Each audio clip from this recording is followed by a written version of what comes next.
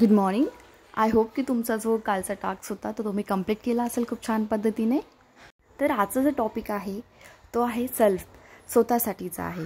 Yes, स्वतःला पण आपण खूप थँक्यू बोलायचं आहे आणि ग्रेटफुल राहायचं आहे स्वतःसाठी पण, कारण आपण कधीही स्वतःला ग्रेटफुल किंवा थँक्यू म्हटलेलं नाही आहे. तो आजचा जो टाईम आहे तो आहे तुम्हाला स्वतःविषयी जे काही तुमच्या गुड क्वालिटीज असतील, जे काही इनर ब्युटी असेल, आउटर ब्युटी असेल, ज्या गुड क्वालिटीज तुमच्यामध्ये असणार त्या तुम्हाला तुमच्याविषयी लिहायचे आहेत with reason why you are grateful for your self.